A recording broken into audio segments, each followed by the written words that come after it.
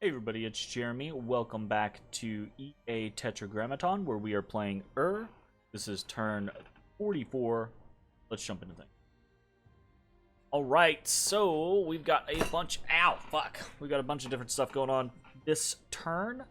So let's go ahead and skip through some of this stuff. High Priest of the Sun has claimed the Throne of the Sun for Mictlan. Okay. We didn't find anything with Harspex, Gnome Lore, Dark Knowledge, Gnome Lore, Auspex. We did find a Litter Skull with this Dark Knowledge, and nothing with Augury. Litter Skull is super awesome. You can get Death Mages, Necromancers, Death 2, which is an upgrade for us, basically. It's 4 Death Gems, which is intense. That's pretty crazy. And you can send a Death Mage there to summon Solus. Very sweet.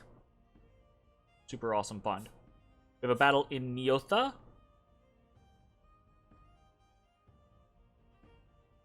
Where a bunch of ghouls...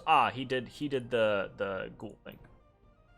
So, a bunch of ghouls are being sent at us. But our barbarians should be more than a match for this. Very good. We've searched for magic sites in Bell, Kohnberg, and Ctesiphon and found nothing. Then we have a battle in Delca, so let's go ahead and watch this. Alright. Big old battle here. There's roughly about 350 units on Yomi's side here. The big blob that he keeps moving around everywhere. Bunch of Ao-Onis, bunch of Ko-Onis, the wolves from 15 or so Onishugos. And we've got 3 Dionis, and then we've got a bunch of Onis here in the back. And these Onis, these are something of a mystery to me.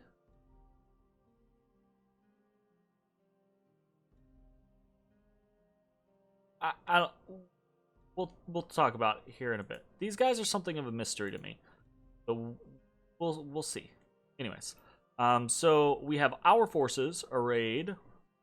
Here, 2 big blocks of mixed infantry, mostly Inky's Chosen and Urgard. Got a little bit of province defense. Got a big block of Mushushus. We've got a Mage Corps featuring Gudus, Ishibs, Galas, our god. Okay, so let's see how this battle. We'll do a big overview. See how this battle plays out. Go ahead and go on medium speed. Wolves come out, they get destroyed pretty quickly. We do howl up. This is not a forest or a mountain, so this isn't going to be especially effective, but it is, you know, gonna get some wolves here or there to come screw things up. It looks like our lower flank up here gets smashed pretty hard. We try to like wrap around and then we run into stuff and get destroyed, but our Mushushus basically destroy the northern portion of the flank. But it's kind of weird what happens with these guys. Like, they get pulled back. The infantry that comes out here on the flank, and then they run up and fight a Mushushu, and then they run up and fight more Mushushus, and they end up staying together in this weird block. Like, there's always enough targets for them to just swarm towards the next block. So we can see our flank is starting to lose, but our god is kind of holding down there on the bottom side. We're kind of wrapped around on this side of the enemy there, but we've got a bunch of Mushushus that went forward, and they have been killed by the Kura-Oni, Dioni block, right? We've got a bunch of final rests coming out. Our bear is running, so we're about to lose Hal. We lose Hal. Our god finishes off this flank down here, basically. But our northern flank is now in tatters. All of these Ishibs are basically fatigued out. Our god runs forward because he is on attack rear, right? Because he was supposed to fly. He was supposed to get buffed by Gift of Flight and Quickness, and he did not. He got hit with Quickness. But he did not get flight, which probably worked out for the best, honestly. So he gets caught by this Onishugo and this Dione. And then... guys. He's surrounded by targets that hit way too hard, right? 31 damage on the basic guys, the Kuro Onis, and the Onis. And then the Dione hits for 44 damage. The Onishugos hit for 31 damage. So these guys hit really hard.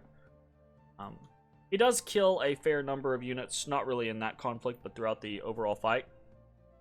But we lose. And you might note there's a fucking... I think that was like an Guard or an Inky's Chosen that's flying around because we cast Skip to Flight multiple times and other people got it, but our god did not, so... very interesting. Okay, so we just lost, and that was a pretty major engagement. And that was a major engagement that I took because I was all but certain that we were going to win, right? Not only did I think we were going to win, I thought we were going to potentially smash that and be able to push our way into Yomi's lands. So what the fuck happened? Let's figure it out. Let us watch and discover what happened. Okay, so, to kind of start things off, right, I think I am consistently underestimating Ko-Onis, just in general. The attack density on these guys is pretty fierce.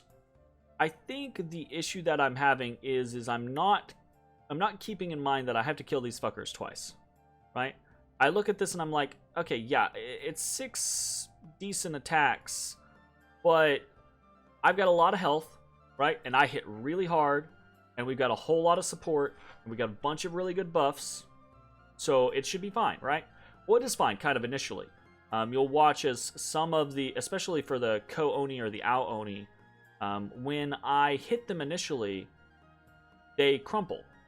But then they start to fall into that ethereal scenario. And as soon as their ethereal forms are put into play, then half of my units aren't doing the damage that they should be doing, right? So it suddenly makes it way... like, we run up and we're like, boom, boom, boom, and then just stop. Because all of a sudden, like, less than half of my units, or maybe about half of my units, are actually hitting with magic attacks. So it suddenly slows the whole thing. Obviously, having Mage Core spam out Final Rest, we've learned, is really helpful with that. But there's only so many mages, etc. So I think that is problem 1, is we are consistently overestimating or underestimating the Ko-Onis. I think problem 2 is actually the weirdness with these 2 blocks of Oni and Kuro Oni in this battle. So if you watch them, the way they move, at first, like, when I watched the battle again... like the 3rd or 4th time, I was like, I thought that they had to have been on maybe like a bunch of guard commander scripts with all of these Onishugos or something like that, so that they were following the Onishugos around. But that doesn't seem to be the case. It just seems like they move forward and they kind of block up, and then as this southern flank comes around, right, they get lucky and they all go that way, and then they all go to the north flank, and then they all wrap around. So it just seems like a whole lot of luck on the placement there. So that's another factor in this battle. Okay. What is a third factor in the battle? I think it being in cold, in snow, is actually a decent factor in this battle. We have a lot of units that don't have any sort of like cold resistance or anything like that. So getting fatigue from the cold is actually somewhat of an issue. And then I think my god just kind of underperformed, honestly. I think there was a moment where he started to Shrek things on the bottom, but then didn't. So let's watch this a little more closely. Let's watch the initial lines as they kind of push forward. So the wolves are an annoyance, but we kind of counter that with a bit of our own chaff and the province defense. So this block, right, all of these buffs start to come out. I don't know why. This, like, is half-wasted for whatever reason, but we only hit a couple people with natural protection. And this is why I'm like, my buffs are good, right? Because if we hit something like, let's see, a matter of if we actually hit them. Here's another thing is why I think if we get some research done, we're just gonna have a much better time of this. Like, if I didn't have to worry about this and this was wooden warriors on everybody, whatever, man, right? But I do have to worry about it, right? So, let's see. Got any really good? He's already casting Healing Touch. So, okay, we've got like an Urgar here, right? So we've got Liquid Body on this guy, and we've got Wooden Warriors on this guy. So he's got 18 protection, 26 health, resistance to all types of damage, wound resistance. He's a little weaker, but that's okay. He's also a little slower, right? We can find like a good example of our...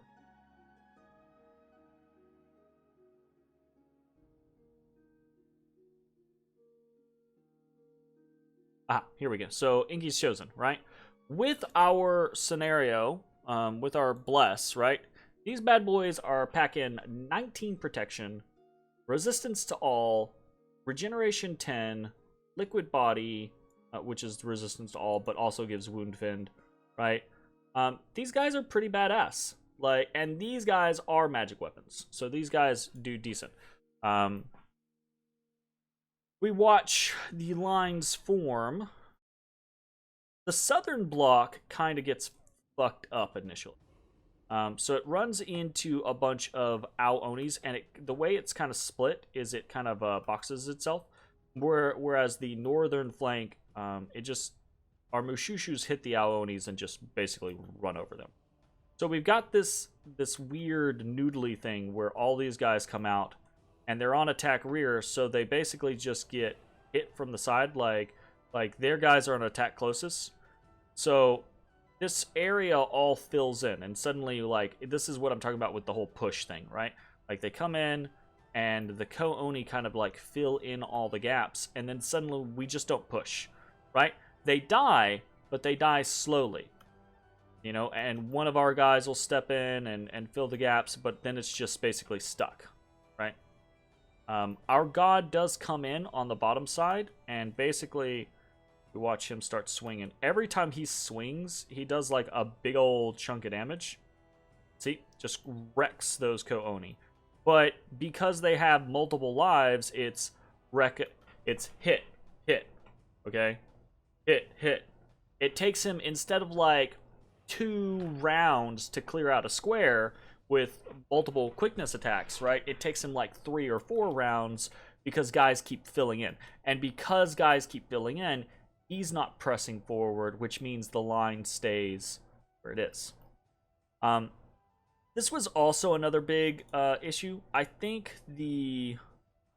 another thing that really screwed me, we saw this on the bottom side earlier, but the attack rear command kind of fucked me up.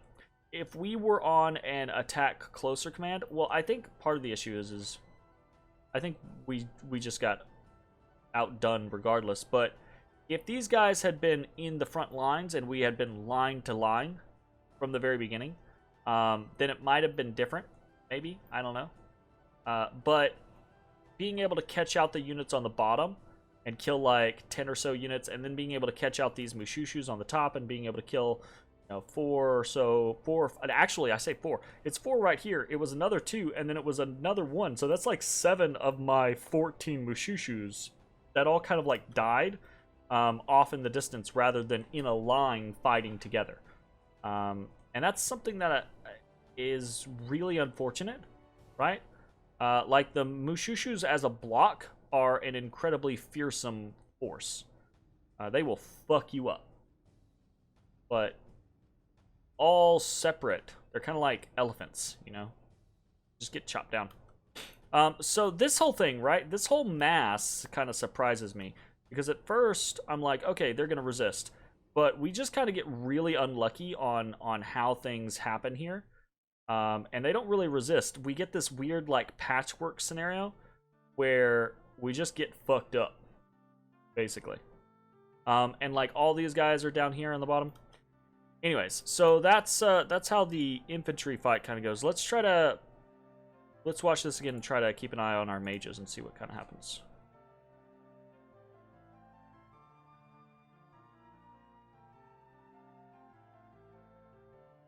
So this cursed motherfucker, he casts Gift of Flight multiple times and just never hits our god. Like Gift of Flight's multiple people over here, I guess. Got quickness. So it looks like all of our regular buffs came out just fine, right? We got Wooden Warriors off. This guy is already fatigued, and I don't think he... I think he unfatigues later, only to run, basically. These Ishibs, which... Okay, I don't really understand this, right? Let's rewatch this and find an Ishib.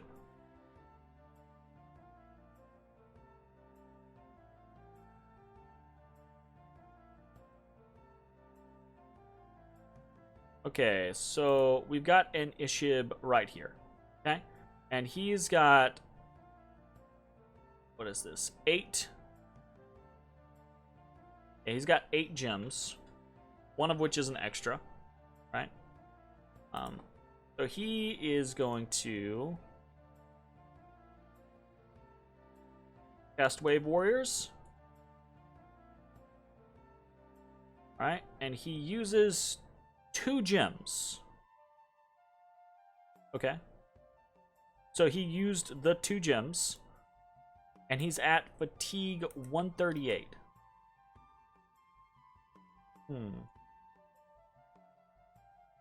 So I guess obviously, right, like so it takes more fatigue if you are underneath the level. I didn't realize it took that much fatigue. Let's watch this guy. Does he even get to do anything else? Ticks down, ticks down, ticks down.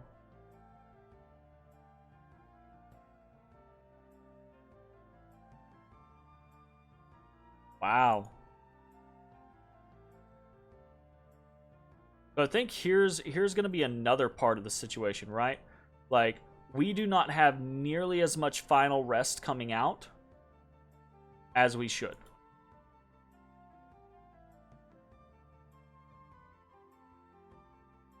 $114, 101, 113, 112, 107. 05. So they're final resting. We've got an Iron Skin all of a sudden. Iron Skin.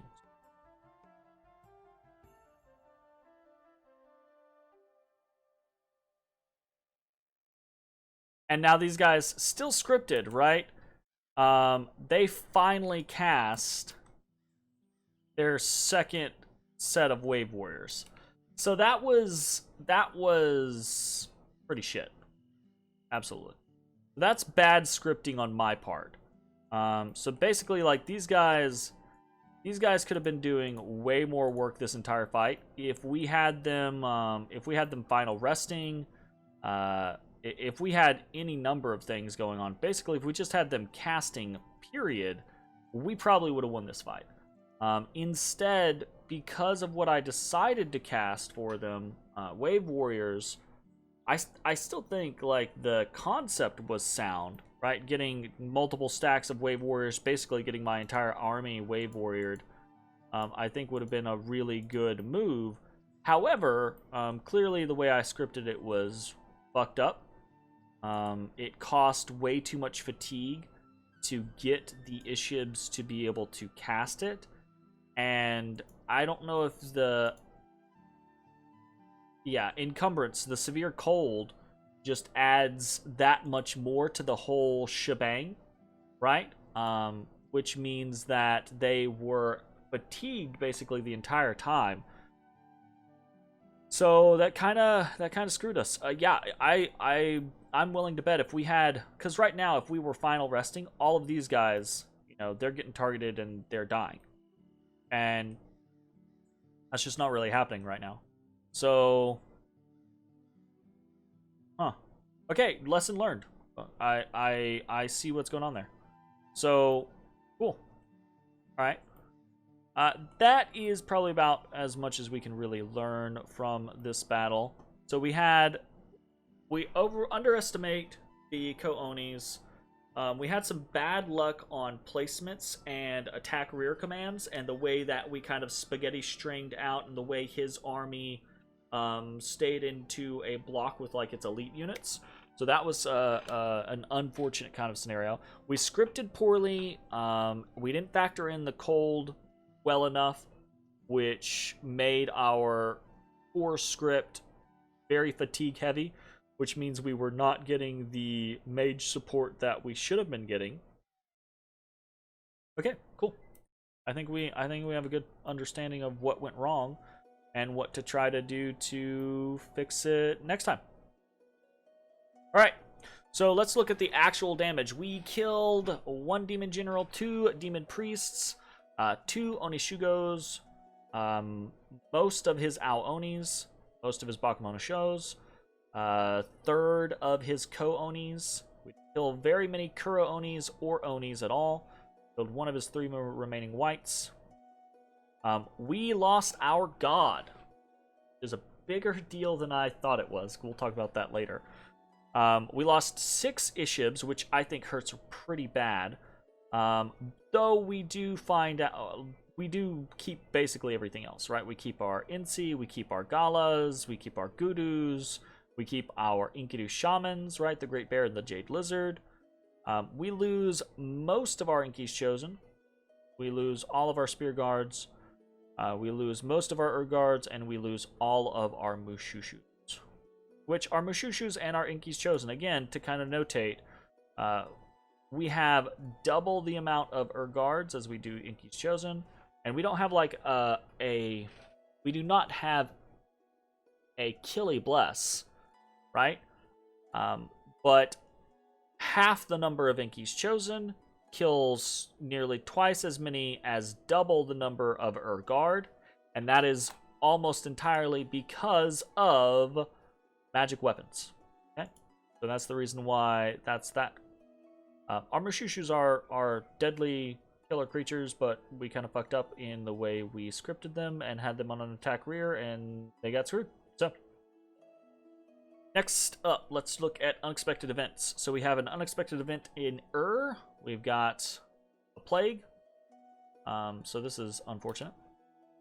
We've got a fire destroying the lab in Perenna, which is really annoying because now Perenna is close to the front line, and now we have to put the lab back up, and now we're losing a turn of research from some people. So really annoying. We lost 1,300 population in Kunaral, and we got attacked by barbarians, and then we have a -10 province income in mountains. So we do get attacked by barbarians, but it's a simple. I say simple. It's actually pretty close. Let's watch this real quick. The perks of having 20 province defense, but it's not great province defense. It's just Wolf Tribe. But the Wolf Tribe comes in here, and fortunately, they're just fucking deadly enough to put a pretty big dent in these barbarians before they just get massacred. And then the barbs come in, and honestly, they had me dead to rights. But for whatever reason, they get spooked. They get spooked. I guess maybe Frighten actually caused some routing, and then HP routed after that, because we basically rout with just this Wolf Tribe Shaman on the field. Very cool.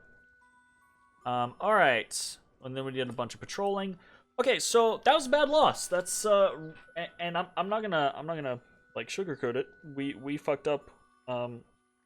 That's been kind of like I say luck screwed us over in the beginning, but really I've been making poor choices. I tend not to take these games super seriously, right?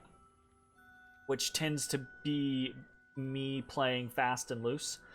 But I do try to like pay attention and make sound strategic choices.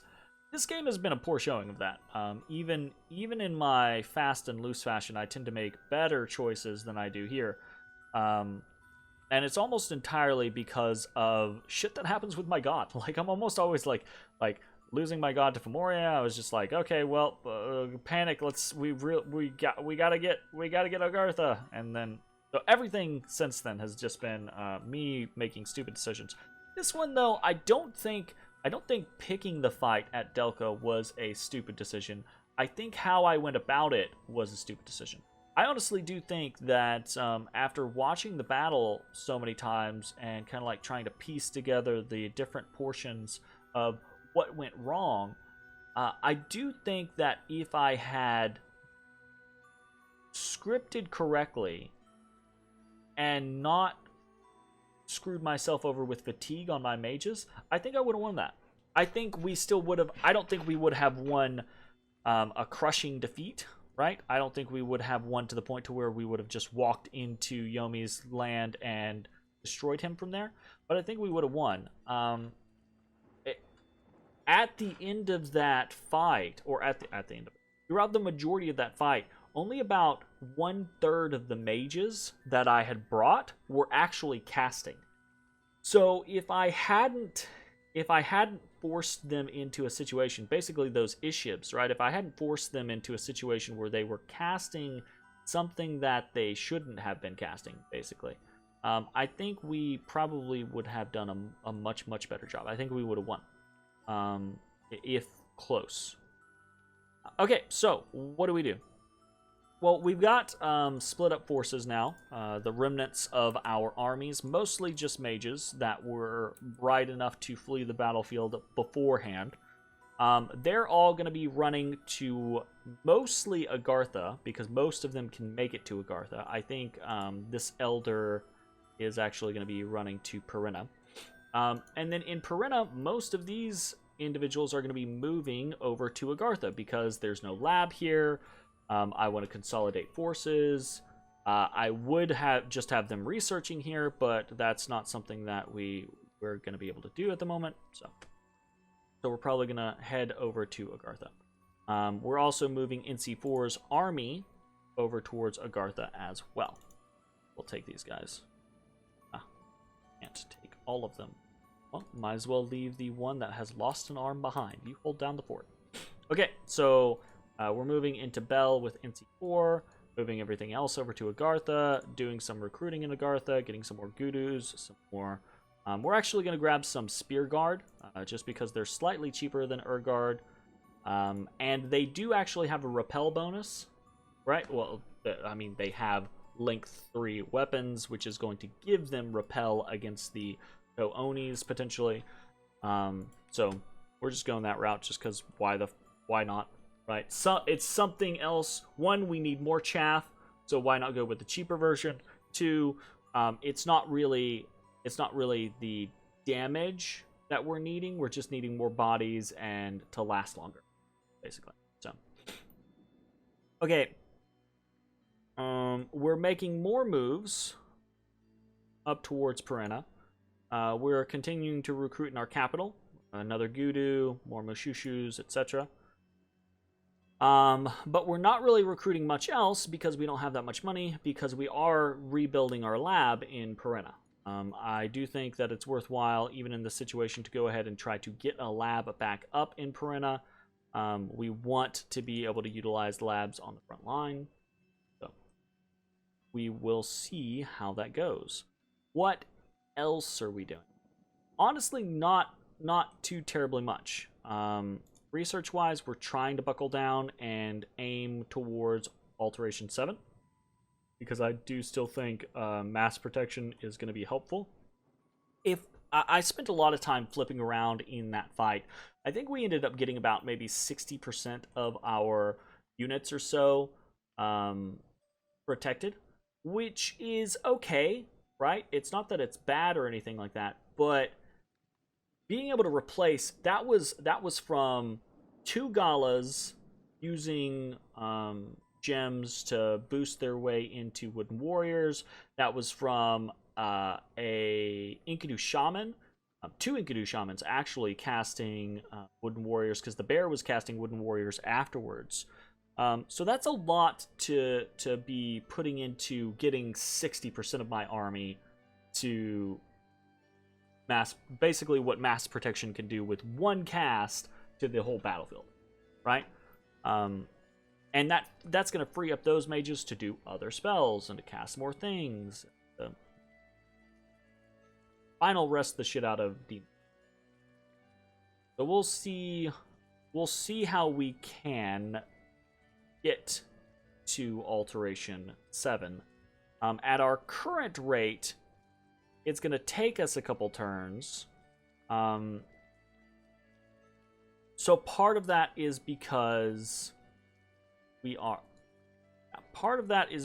have all of these forces that are moving. Another part is we have, I mean, hell, we've got 9, 18, what is that? 31, 40, 50, 59. So we've got 59. That was pathetic. We've got 59 research, just not able to research in Perenna. We've got probably another close to 100 or so here with these units. We've got another 16 here with Into that's out and about dicking around, right? So our research is going to kick up. I don't know if it's going to kick up enough to do Alteration 7 in 3 turns, right? So this turn, obviously, we're going to jump down to just under 1,000. And then, in theory, we might be able to, in 2 more turns, do more than that 1,000. I think we're going to be able to, but it depends on what all we have to do between now and then. And so let's actually go and talk about, because here's what we have to do between now and then. I was going to, and you can see I already have them selected, right? I was going to start calling my god. I say start calling my god. We talked about this, right? We made sure we had enough galas so that if we needed to, we could, boom, call our god in 1 turn. So I was going to do that. I was going to be like, okay, we're going to take the hit to research this turn, make sure we get our god back, and that we're prepped and ready. Easy peasy. You might notice this. There's something missing from this list. There's no call god command. So I learned something. You learn something new every day. With me, it's you learn something new every Dominion's turn, basically. And that is certain special types of immortality will not allow you to call your god. So because our god is a spring immortality god, we can't call god. We just have to wait for him to come back. So that's kind of annoying. I was not aware of that. And yeah, that's just that. It's just, you learn something new, right? I will say it is late fall, right? So we've got, 3 or 4 more turns until spring. So in theory, we've got 3 or 4 more turns until our god comes back to life. Okay. At that point, it's kind of just, it is what it is. So okay, we'll see what we can do. So that being said, we can easily fix this, right? We don't. We can put some of these people to work. What else do we want to do? We've got. I've been sitting on this, right? Because I'm like, oh goodness gracious, I want to make some stuff, but at the same time, I actually kind of just want to make sure I have enough research. And we're about to lose. We don't have Mother Oak anymore, so.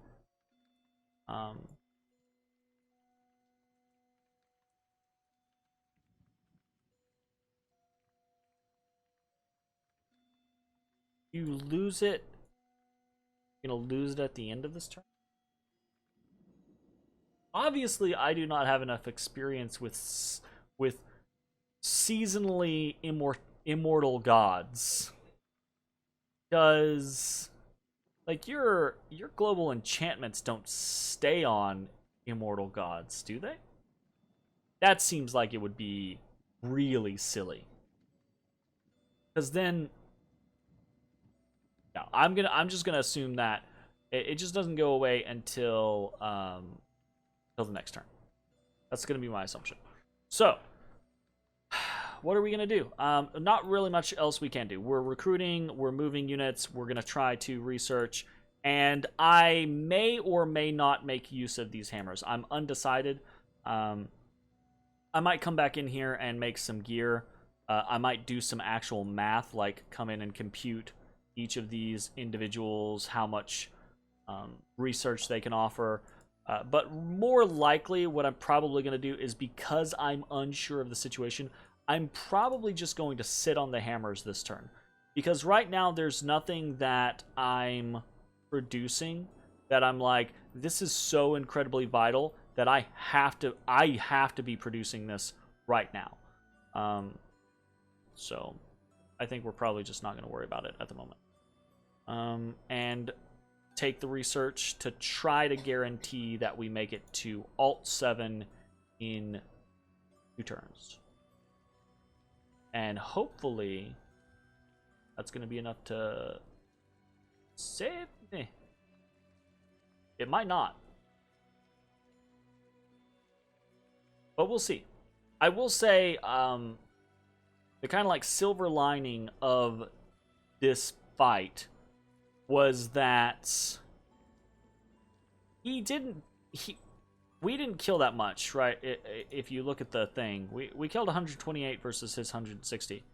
But that's still a third of his force dead, like actually dead, and then a good half of the rest, if not more, routed, right? So